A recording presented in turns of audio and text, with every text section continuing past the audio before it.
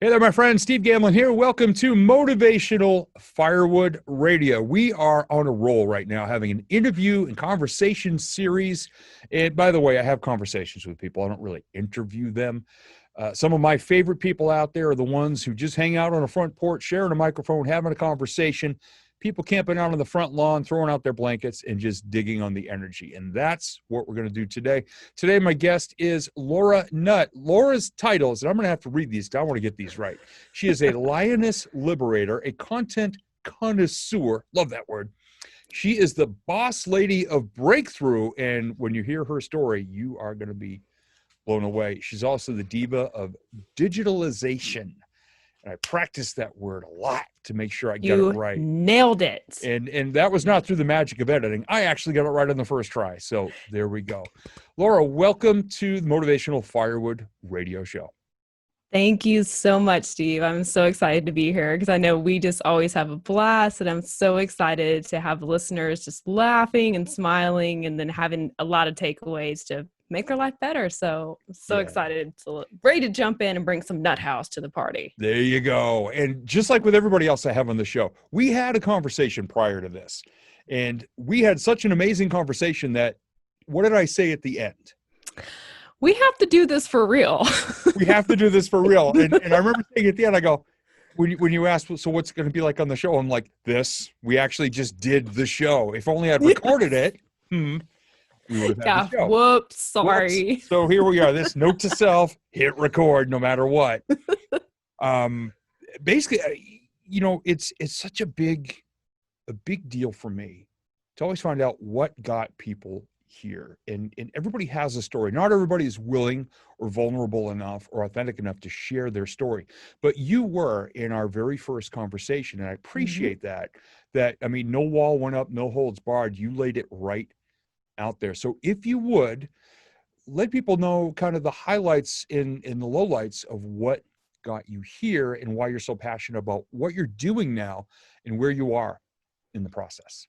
Absolutely. So it is a long story, but I'll give you the nuts and bolts of what I can offer. So I had a 7-month period of my life where I literally developed physical health issues like with taste, temperature, perception, could not sleep at all. I lost my memory. I was pacing, was having mental health difficulties, just crippling depression, some PTSD, post-traumatic stress disorder issues, just anxiety, just constant issues, and then some spiritual issues as well. I'm very strong in my faith. I am a Christian, and I felt very isolated and just separated from God and really separated from everybody. And all these things were going on, and I had ended up in the ER actually due to a drug interaction, and everything just kind of compiled all at once when that happened. And so I'm trying to go to doctors, and they're running all these tests on me, like MRIs, oh my gosh, x-rays, blood tests, urine tests, every type of medical test you could think of, which costs a lot of money. So that was another trauma right there, where the medical bills were racking up, and doctors are going, we can't find out what's wrong with you. We don't know. And so you must be making it up. It must be in your head. So then I get referred to the doctor for the mental health medication. So then I'm doing that, and I'm like, no, there is something going on. I know. And I'm telling people, I know I sound crazy. I know I do, but something is going on. I wish I could explain it. I don't know what this is. This just came on. And now there's no physical test saying something's going on. So people assume it's automatically mental. So I'm on mental health medication, all that. That's not helping, still not sleeping. And my parents believed it was spiritual. So I went through deliverance twice. Nothing changed there. And for those who do not know what deliverance is, it's basically, I hate to say it, but it's basically kind of like an exorcism. It's not like the movies. My head did not spin around. I didn't vomit green stuff on people and speak in different languages, but but it's just something where there's a belief that there's a demonic influence that is impacting you physically, mentally, and spiritually, and to release those entities. I went through that twice and no change. And it was getting so bad that I started to believe that I was going to hell, because I didn't feel God anymore. I felt so isolated, and I would literally just start screaming just out of my pain. I would wail. And I didn't realize it, because one of the things too is my hearing had muted and my vision was going as well. And I would be so loud that my husband outside would be mowing, and he could hear me over that. And he would come in the house and say, Laura, stop. They're going to think I'm killing you. So I'm guessing it sounded awful, but it was just all this pain and just agony of what is going on with me. Nobody can help me, and just, and just releasing. And I really struggled with suicidal ideation during this time, because I felt like I was a curse to my family, because a lot of bad things were going on. People were dying, developing cancer. My mother dislocated her hip, had to go and have surgery, and I was personalizing all of that.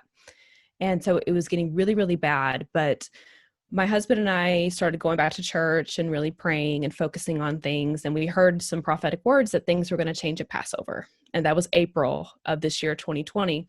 So we kept holding on. 2 days before Passover, I listened to, it was called a prophetic soaking. And it's basically just praying and prophetic words and music. And it's supposed to usher in God's presence. And I felt nothing. I mean, just nothing. I went into the bedroom and I started sobbing, and I just said, God, you're going to have to kill me, because I cannot live like this. I can't do it. My family's upset. We would get in screaming matches because they couldn't understand what was going on. And so I had a knife by my bed, and I was going to do it.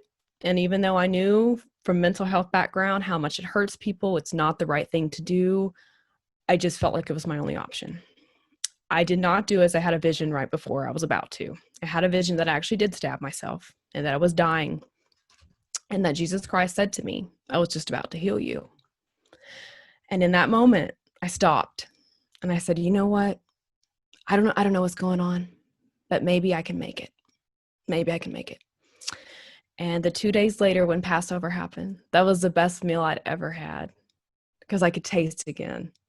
And before, I wasn't even able to know if I was hungry or thirsty. I'd lost a bunch of weight during all this, and I started being able to eat again, to drink again. I couldn't sense temperature, so taking baths used to be painful to me, because it was either too hot or too cold, and I could do that.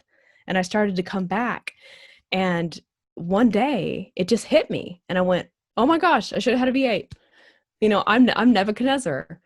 And I'll quickly explain who Nebuchadnezzar is. Nebuchadnezzar was king of Babylon at the height of the empire, and basically had ransacked Jerusalem, had taken a bunch of its residents into exile, and had left a king in its place. But that king rebelled for 3 years. So Nebuchadnezzar went back and basically ransacked Jerusalem, busted down the walls, took all the treasures out of the temple, burned the temple, and took all of everybody in exile. He executed the king's sons in front of him, put the king's eyes out, and took him back in chains in Babylon. Not a nice dude. He's also known for building an 80-foot gold statue and forcing the Israelites to bow down to it. 3 of them did not.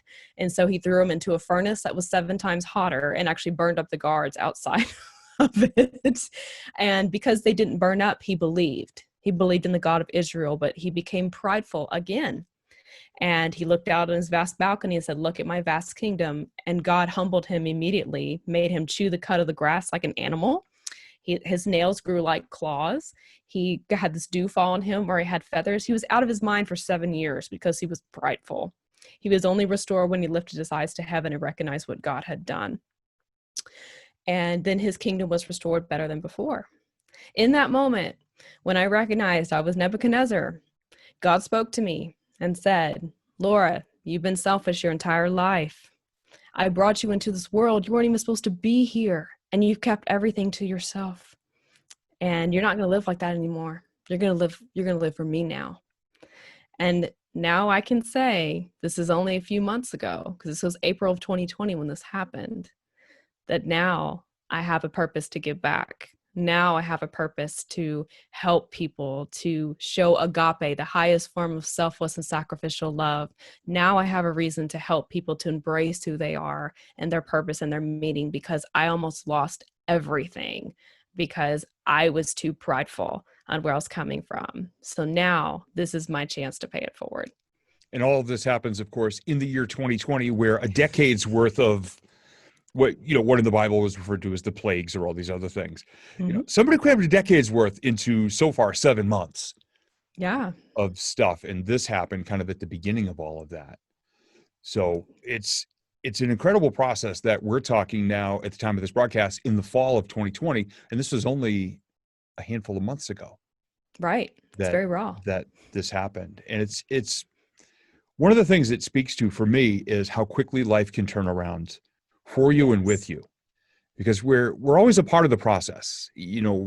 Whatever messages you received, it was maybe you weren't living your life in the best way, in the best Christian way, living up to whatever, whether or not you were being selfish or not, you got this direction, you did something with it. And now the coolest part is you're looking around over your shoulder, reaching your hand out to help other people on their journeys, wherever they may be.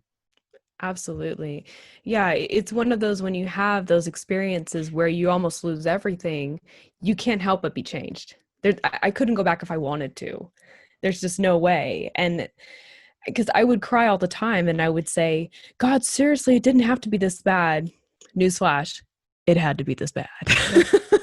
It had to be this bad to get my attention. I was that bullheaded, and I had to be broken to be put back together again into the person who God created me to be. And so one of the things I referenced earlier in my story, when God told me, said, you weren't even supposed to be here. I wasn't even supposed to be born. My mother was not able to physically have children. It took my parents 10 years to have me. And even my own birth was very traumatic, and they had to pull me out with forceps. So, going through all that, I was like, surely God, you would not create me to go through this. But I needed to go through that so I could discover my true purpose of, like you said, reaching back and saying, hey, you know what? It's okay. It's okay to not be okay right now, because we're going to be okay together. I'm going to help you get there. And especially this year, because a lot of people, and I work as a speaker, I do a lot of the vision board work, and I talk to people who are entrepreneurs as well as people who are part of work teams, etc. Yeah. This year, I've heard more people say and I've been doing this 16 years, in all of our other previous years combined, people saying, oh my gosh, I don't want to go back to what it was. Oh, wow, I was not happy being who I was, doing what I was, or like the person I was being. And it's almost like what we referred to in our first conversation as the 90-year-old front porch test. Yes. Not waiting till you're 90 years old to think back in your life, what would I do differently? What would I wish I had tried? What do I regret doing? A lot of people this year, for better or for worse, are having these moments, whether it's spiritual or just emotional or whatever it is, or a moment of self-reflection. People are having that kind of in parentheses moment right now, saying, I don't want it to be the way it was. I was running my life a certain way, and that rut got so deep, I just couldn't do anything else. Now they've either been furloughed out of the rut or just have to work in a different way. And they're recognizing this. And for people who are very strong in their faith, they see a connection to that, to their spirituality, to their whatever God is for them, and in that higher power. And I hope a lot of people find hope in that.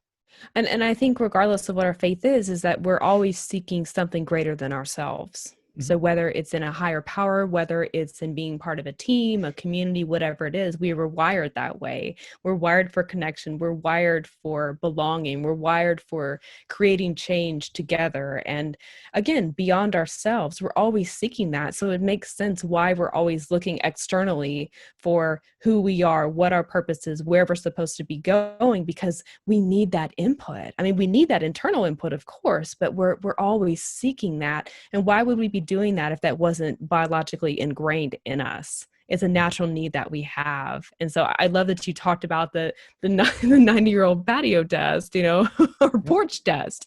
I guess it'd be patio for me when I'm 90 years old. Came up. Patio, porch, whichever comes up for you. But yeah, I don't want to have those moments. And I've always thought about that. And when I was going through my difficulty, I had that.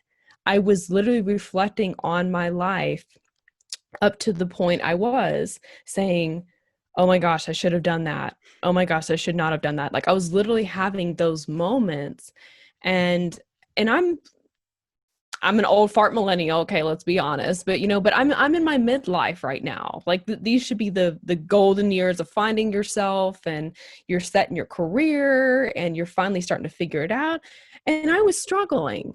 I was struggling so much with feeling like it was the end of my life, because I was really reflecting on and regretting everything that I did wrong or I didn't do or something, or going, oh my gosh, I should have helped that person and I didn't. And I did this and I should have done that.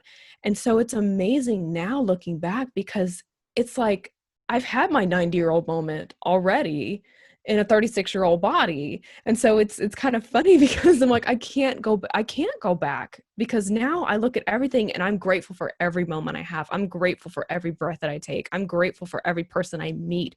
I'm grateful for being able-bodied. I'm grateful for my health. I'm grateful for my faith.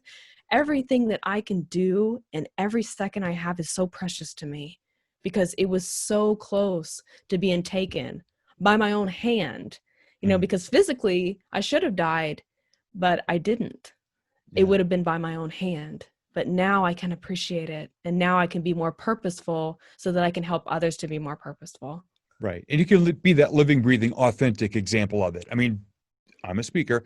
There are people out there who have not lived the messages that they're sharing on stage. They're cute stories, Yes. wherever they cop their stories from. They're effective at telling them, but they didn't live them. And we are very, very similar in the fact that I blew my life up into a whole bunch of pieces at age 35. See, It it's was that the time end of, alive. yeah, it was the end of my decade in radio. I'd been married 7 years. I was in horrific financial shape at that point, and I intentionally blew the whole thing up in a real short window of time.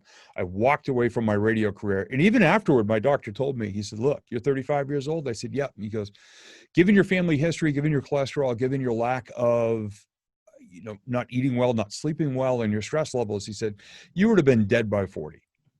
He goes, you wouldn't have got one of those little tickle strokes either. He goes, you would have had a bad one that probably would have taken you out. He told me that when I was 38, Oh my after I'd goodness. gotten a bit healthier over the 3 years since leaving radio. Yeah. And I always took that as, okay, I was supposed to do that. Even though for many years I'm thinking other people my age, they have it all together. They know what their life purpose is. And of course, most people don't. But in my mind, it was imposter syndrome. It was, I was just getting started as a speaker, and we joked about this earlier. I look at my earliest videos of being on stage, or my earliest YouTube videos and my old recording studio and all that. At the time I thought it was pretty good. Now I look back and I go, oh my gosh, that's adorable. My first few steps, baby's first steps. Do you like my curtains? Yeah. Hey, it's fine. And we talked earlier. I said, look, I don't care if you got a flashlight and your arm at length with your phone is your tripod. I don't care. Be real, be authentic, be you. And That's right. Me and my curtains are real. You and your curtains are real. But see, you're Dang walking that, and you're not looking back with shame or embarrassment or anything. You found a strength in all the stuff you're going through. And I think that's the sign of somebody who really has it all together and is not an imposter in any way. Because a lot of people are afraid to just be themselves. Yes. Because they're afraid of being judged or what they think of themselves and their little insecurities and their fears, that the whole rest of the world sees that. I tell people all the time, they say, oh, you're a motivational speaker. I said, yeah. They go, say something profound. I said, I don't say profound things. Socrates and Plato said profound things, to be is to do, blah, blah, blah, and all these things. I said, I come out with things like, don't let people fart in your elevator. Meaning, don't let toxic people wreck your air. That's basically what I meant by it. Right. But see, that's me. People expect that from me. And now you are you, and you're taking in these short months since all of this went down. You're vibrant, you're funny, you're energetic, you're authentic. Not everybody puts it together that quickly, gets that warning sign and comes out of it on the other side, riding the phoenix, not just being one. Like you've done, which I think is great. So let everybody know what you're doing now in the ways you're impacting other people, because one of the quotes we both absolutely love is from Maya Angelou. It's not what you say, it's not what you do, it's all about how you make people feel. How you make people feel, right. And That's I forgot it right there in that moment. I'm not even going to edit it because you finished it for me and got it right. So where are you now in what are you bringing to the world now because of what you've gone through? Absolutely. So now my purpose is to help people to excavate the beauty within. I love that you mentioned that a lot of people are too scared to really embrace who they are because of fear of judgment, fear of rejection. That was me. Guilty. That was me for many, many years. My biggest fear was rejection, but I could hide it really, really well because I could present myself in a very confident, competent manner, and I carry myself in a certain way. But inside, I had that turmoil. And then when I went through those 7 months, that turmoil completely manifested and overtook my life. Now I'm able to say, there is a way. There's a way. There's hope. There's light at the end of the tunnel. And so now my focus is to help people to stop looking so much on the outside and look inside. Look and see the beauty that's there. Excavate the value that you have. Find your purpose, your meaning. What drives you? What gets you out of bed in the morning? It's not your job. It's not your, it's not money. Let's be honest. It may be your family. It may be, I want to make a difference in the world. It may be, I want to make people happy. It may be, I want to make people laugh, whatever it is. There's something there, but find what that is within you, not what the world tells you, what you know about yourself. Because it doesn't matter what other people think. You live in this body. You walk in this body. Like I said before, I would tell people all the time, you're not in my body. Well, guess what? People still are not in my body, and they're never going to be. Mm-hmm. So that's where I come in and I help people say, what's going on with you? What's your journey? Who are you? What's your journey look like? What's it sound like? What's it feel like? Because I don't know, and I'll never know, but you need to know. Mm. And once you know, then you can amplify that and externalize it. So I help people coming from that place of insecurity and stepping into that place of security. So that's why I call myself a lioness liberator, because we all have this inner power within us. We all have this roar just waiting to come out. We all have this regality is just waiting to come out, and we're too scared to allow it to. So for me, I'm a liberator. So I'm going to open that cage. I'm going to rattle that cage. So, that lion or that lioness is just going to come out roaring and just prowling, just coming out like, yeah, I'm here. What's up? Hey, like, girl, honey, because that's what people are lacking. They're lacking that authenticity. They're lacking that vulnerability. They're lacking that courage to walk it out. And that's what I'm here to do. And I'm also here to help people to do that in the digital space. Because if we're really struggling just in our personal space on doing that, we're definitely that's not coming across in the digital platform and the social media platform. There's some incongruence there. So I help you in the personal space find out who you are, and then I help you relate it to the digital platform, the social media place, because I want everyone to hear the words, you're exactly as I expected, not the opposite. Because we usually hear, you're not at all what I expected. And I want to flip that and say, you're exactly what I expected, or you're exactly who I'm looking for. Yeah, What can we there's do? so much digital Botox out there right now in the social media world. And that's an original phrase, by the way. Digital I love Botox. it. T-shirt. I know I should. There's just so much of that out there where people are just putting up this front. They're creating a mask every day and putting it on out there. Mm-hmm. And yesterday I saw, and I was so proud of this guy. He and I have never met in person yet.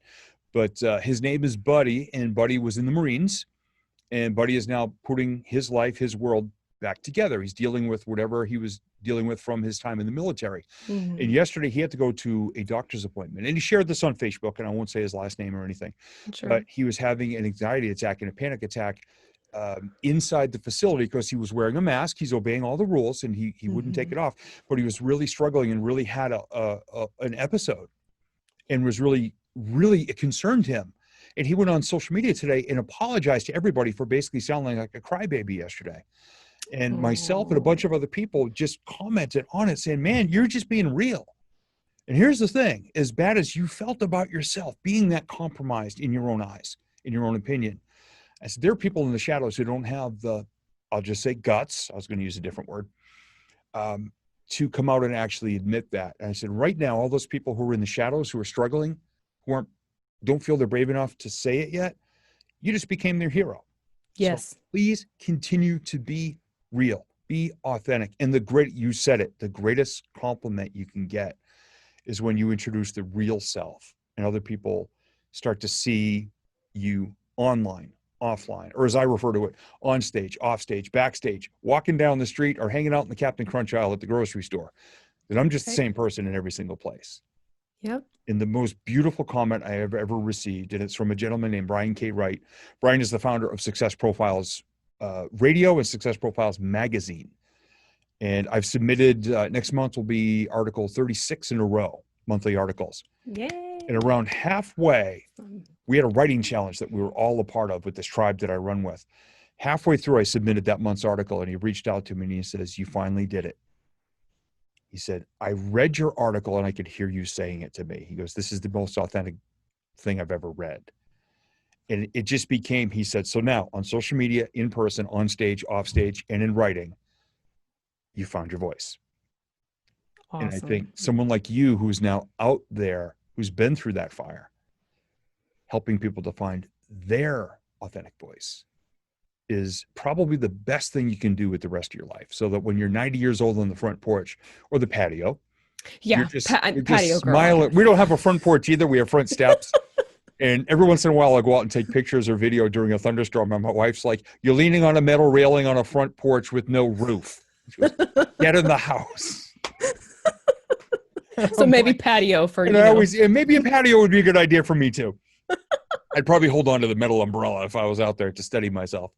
But just being that authentic, and sometimes that's silly and that goofy, but that real, I think it's the greatest gift you can give, not only to yourself, not only to the rest of the world, but to yourself, to find that. And if people are struggling right now to find that, if they're resonating, listening to this, what would be a bit of advice that you would give to somebody right now who is starting to say, "You know what? I think that's me"? First thing I would say is thank you for being brave. That's the biggest step that you could ever take, is recognizing that's what's going on. And I want to say you're important, you're valued, you're loved, and you're very worth it. But the first person who has to accept that is you. It doesn't matter how many people tell you that. You have to tell yourself first, and you have to believe it. I'm telling you, I'm giving you permission to accept these things, but you have to give yourself that permission that you are worth it and that you want to spend more time with yourself than you ever have. Spend more time with yourself. I think you'll like what you'll find. There's that fear, but it's because you don't know. How are you going to grow? How can you love someone else if you can't love yourself? How can you care for others if you don't know how to care for yourself? Try it. Do a social experiment. Yeah. See what happens. Look inside and find all that awesomeness. And even if there's some scars there, some bruises, some bumps, some lumps, some breaks, embrace them, because it just shows how much you've been through. And it feeds that I'm resilient. I'm worth it. I got this. Because look at all these battle scars that I carry. And I'm still here. I'm still rocking it. Yeah. Go inside, check those out. And I do. Like, it sounds kind of goofy, but if I see a scar, I'm just like, yeah, I got a scar. Yeah. I've always said that I sure do. Scars are a badass testimonial to the fact that you gave it a shot. You tried something. Of course, for me as a speaker, anything that blows up in my face, it becomes instant stage material. If I've learned from it and moved on and improved. I mean, people say, "Steve, how do you make up those stories you tell?" Like, seriously, have you not been watching my life over the past 20 years? I don't have to make up anything. I throw in a couple adjectives here and there to make it funny, but honestly, it's all from my heart, my life, my soul, my biggest crashes and burns to my greatest victories. Yeah. And it all, for me to enjoy the life I have right now with the most perfect woman in the world who loves me and I love her 100%. It's been like that since day one. I had to go through the fire and intentionally make myself a better version of myself. Yes. Despite all the scars, give myself permission to grow and not feel like a failure, to be the right person at the right time in the right place. When I received an email on June 16th, 2007, from a woman I hadn't spoken to in 21 years, who I had a crush on in high school, who at that point lived 1,300 miles away. Wow. I had to do all that work in order to be in the right place at the right time for the right reward in life. And I hope that other people get that. And if they're feeling like you felt earlier in 2020, I do sincerely hope that they will consider reaching out to you, even just to have a conversation. Yeah, About absolutely. where they could be, because you're living, breathing proof. You're not just a person with a bunch of letters after her name hanging on the wall saying, "Hey, I'm an expert.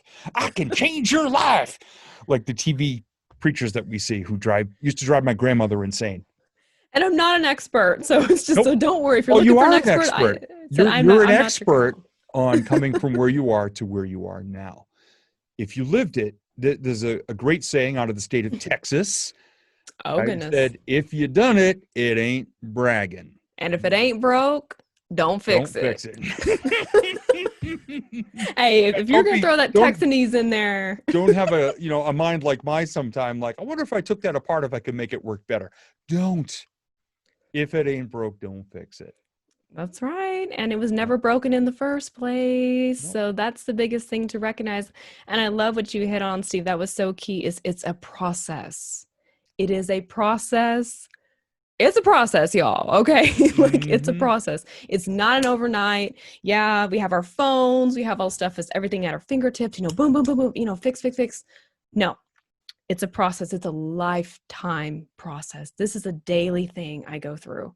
I Mm-hmm. ask myself the same questions. I ask myself, I have to check myself on biases. I have to check myself on my core beliefs. I have to check myself on my behaviors all the time.